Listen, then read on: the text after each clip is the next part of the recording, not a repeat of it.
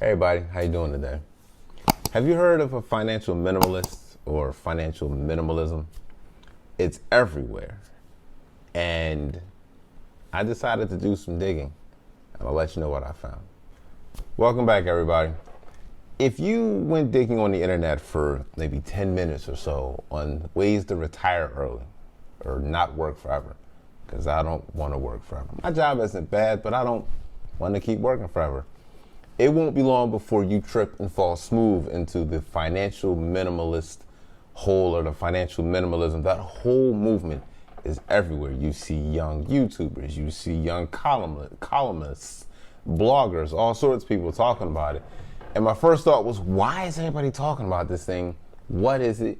Why does it matter? Why am I seeing it everywhere? Then I thought, well, if I don't know, y'all might not know. So I thought it'd make a nice thing for us to talk about. There is no textbook definition of financial minimalism. There's no place you can go to say, well, here's directly what the definition of it is, or this is exactly what it is. But we can look at it in depth and garnish what the principles of it are and see if it's a good fit for us. So when I'm looking for definitions, I usually go to like Investopedia, I'll go to Forbes or CNBC or any one of 100 or so, different financial websites. And if you go to YouTube, you'll find people all over the place tripping all over it. Speaking of YouTube, don't forget to gently tap the like button and subscribe. We're trying to get to that first 100. And one definition that stuck out to me was like Spartan living. And the first thing I thought was, no, you guys aren't living like Spartans. You have shelter. And no. To be clear, just because you forgo your iced coffee or your grande latte in the morning does not make you a Spartan. That's not Spartan living, and it's kind of silly to say that you are based upon some foolishness like that. There's no exact science to financial minimalism or being a financial minimalist. Essentially, what it boils down to, or from what I can gather, is cutting the fat from your life. Everything that's excessive gets removed. Now, what's excessive depends on you, depends on the person, depends who you ask. Some people consider a $12 grande latte, whatever, from Starbucks excessive. Some people consider a $5 coffee from Dunkin' Donuts excessive. Some people consider a $1.50 regular cup of joe from your local coffee shop, the mom and pop store, excessive. Some people consider a 32-cent cup of iced coffee at home excessive. It depends who you ask what they consider excessive. So what's excessive is going to matter, is going to be very greatly dependent upon what you call excessive or what you consider excessive. So once you decide what's excessive, you can decide what you have to cut or how Spartan you want to be. I'd still find that to be absolutely hilarious. But the next question I had was why? Why would I go through my life and cut out everything that seems excessive? Why would I remove things that are considered unnecessary? Why would I do this? And it like everything that seemed to be excessive were like these little creature comforts that make life kind of livable or enjoyable. Like cable will be considered excessive. I don't even watch cable that much. It's just my internet comes bundled with it, so I have it. Or somebody may say like leather seats are excessive, or a large television is excessive, or that $5 cup of joe in the morning is excessive. It's like, why would I cut these things out? Like, why the little creature comforts that I enjoy in life? Why am I getting rid of those? Like, why am I cutting those from my life? And going through like the comment section, reading things, and someone posed a very simple question that I think really kind of makes this very clear. Why do you need them? Why do you need that $12 cup of coffee? Why do you need that $5 cup of coffee? Are you drinking that coffee because you enjoy the flavor and you just like it? Or are you drinking it because you need the caffeine inside of it to wake up because you didn't sleep enough? And if you're drinking the coffee because you need the caffeine to get up and get your day started, why not just sleep longer? Why not just sleep in? I know I might be going down the hippie path, but just stick with me on this. Like, stay with me for a minute. I want you to stop and think about everything that you spend money on. Everything, every bill, every dollar, every red cent. You probably can't remember every dollar you spend, but think about like all your major expenses. So some things are like non-negotiable, like you buy food, you pay the light bill, you might have a car note, you pay the mortgage, rent. And then I want you to think about all the little things in the middle that just nibble away at your money. The trips for fast food, the candy, the convenience store, the little purchases from Amazon, things that you buy that like you say you want or you need, but why are you buying them?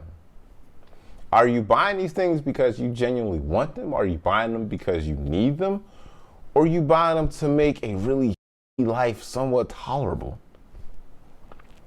And the more I thought about it, the more I was falling into the latter of those. So here's a really personal example. I went out and bought a brand new car. I know. Terrible decision.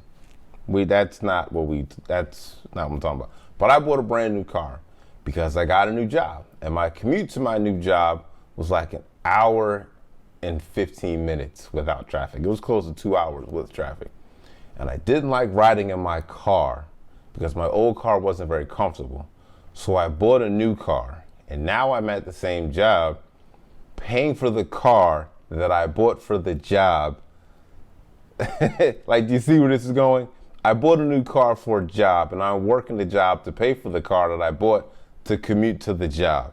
I don't like the job, and I don't need the car. That is a very personal example of what this is kind of getting to the root cause. Like that's what we're really trying to get to today. This whole financial minimalist thing is really closely correlated to the FIRE crowd, and that's the financially independent, retire early. Basically, that's just people who decided that they don't want to buy a bunch of crap they don't need, and they're just going to retire early because instead of spending all their money on a bunch of junk, they save it, they invest it, they live way below their means, and they live very frugally, and they save up a decent chunk of money, and they retire. And that's it. And because they've lowered their standard of living, but because they've reduced their costs so much, they don't need so much money to retire. So the way to look at it is, imagine you have your inflated way of living now. Like you got a car, you got an expensive cell phone, as I shoot this on the $1,000 iPhone. And think to yourself, like, do I want to keep working for an extra 5 years or so for a new car?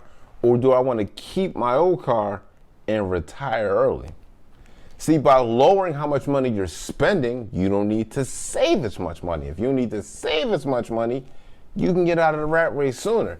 And that's something this new generation, I won't just say millennials, but I've noticed that like it's really applicable for a lot of younger people. They've kind of cracked the code on that and they figured that out. And I'm wondering, like, why is it now that we're just coming to this conclusion? Like, why is financial minimalism suddenly becoming like a thing as opposed to like, 20, 30 years ago?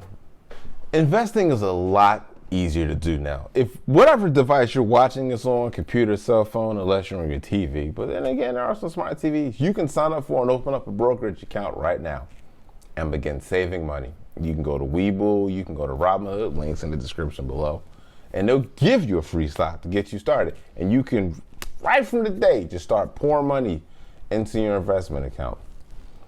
And that's the difference. Is that kind of stuff wasn't around 15, 20 years ago. You didn't have the option to just open up a phone and have a brokerage account. You didn't have the access to investments the way we do now. It wasn't as easy to escape this rat race. In addition to that, you have a lot of people who went to college for jobs that they hate. And think about that. You're going to get out of high school and spend a bunch of money for a college degree to work a job that you hate, to pay back for the education you got to work that job.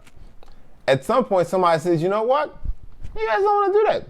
I don't want to go to school for 4, 6, 8, 10 years to work a job for 4, 6, 8, 10 years to get back to scratch and then work another 10, 20, 30 years on top of that just to retire. Like, life has to be better than that. You're literally getting in debt to get a job, to get out of debt, which is like is insane when you think about it, but we've done it and people are still doing it. And someone stopped and said, why? Why would you do that? It makes no sense. And when that person made that choice, a lot of people were like, yeah, I feel the same way. Well, here's what it boils down to. And here's the bottom line. You have a choice that you have to make about the things in your life, about what you're spending your money on. Do you want to have a new car and push back retirement at a job that you don't like for however long to afford paying for that car? Or do you want to save money and invest and retire, not to say early, but with enough time to enjoy life? And there's a friend of mine, he's a very wealthy individual. And there were two things he told me about it that really made it click for me. And I want to share those with y'all today. When thinking about money, for every dollar that you want to spend, you have to make like $1.50 because of taxes. Like if you need an extra dollar, you can't just make an extra dollar because you got to pay taxes on it. And there's transaction costs. And so like if you live in America, you're going to get taxed when you make the dollar. And then you usually got to pay tax when you spend the dollar. So you got to make like $1.30, $1.40 for every dollar you want. It was like, well, when you look at it like that, like if I want something for $1, I can't go make $1. I got to go earn like $1.30, $1.40. Suddenly, whatever I wanted, its cost has gone up significantly. And another thing that he told me that I really want to make clear that I specifically saved to the end is if you're working a job where you get paid by the hour, and even if you're not, this is kind of applicable to you, but it's a much easier thing to see if you're working an hourly job. Don't look at your purchases in dollars and cents. Think about it in hours, time, minutes, especially if you're working, let's say you make $20 an hour, which is it's a reasonable wage. Like you're at $42,000 a year, you're doing all right in most of the country. If you live in New York, you're probably homeless if that's all the money you make, but let's just say you make $20 an hour and you want to buy an iPhone. That's 50 hours. That's 50, not including tax. You know, the tax you're going to pay on the phone and the tax that you're going to make, the tax you're going to pay, that's not including tax. The tax you're going to pay on the phone and the tax on the wages you earn. So if you want to buy an iPhone, you have to work an entire week of your life for that. Let that simmer. Let that really permeate in. And that hit me, and then I thought about it for all your recurring costs. Like let's say your cell phone bill is $100 a month. That means every month, 5 hours of your life are lost just for your cell phone. Do you need that cell phone now? Is that required? When you start thinking about the purchases you make, not in dollars and cents, but in hours and minutes, you really start to understand the value that you're assigning to these things. And moreover, past that, if that wasn't enough, that didn't put you over the edge. If, all right, well, I got to work a week for an iPhone, whatever, I ain't worried about it, it's just a week. Imagine if you spent that week doing something you love instead of working a job that you hate. Imagine if you spent that week with your son, your daughter, your mom or your dad, a grandparent who's elderly, an uncle or an aunt that you really love. Now a week takes on a whole different meaning. Is a week with grandma worth a cell phone? Both of my grandmothers are deceased. Think about that. The next time that you spend some money, it's like, well, I had to work a week of 50 hours of my life, over 2 full days to get a cell phone. Is that worth spending, 8 hours a day with grandma for a week? Your time is so much more valuable than what you think it is. And that's where financial minimalism comes in. It's understanding the value, not just of a dollar, but of you, of your time.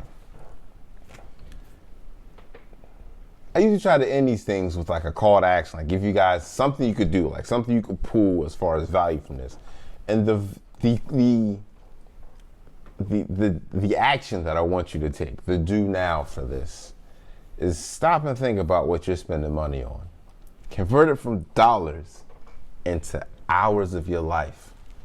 And then stop and think, is this worth it? Because now all of a sudden, you really start to evaluate what really matters. The phrase is the best things in life for free, which is kind of true. I think more applicably, the best things in life can't be bought. And if you're giving away the only currency that can get you those things for junk, what are you really doing? I'm Larry, not just a veteran banker, you're a veteran banker. And hopefully today's lesson was helpful. If it was, leave me a like, comment, subscribe, and let me know what you've wasted money on that wasn't worth it. I can tell you for me, it's that car sitting outside. I pay way too much for it, and it takes me to a job that I can't stand. Because of the current state of affairs, it just sits there. Yeah. Y'all take it easy, man.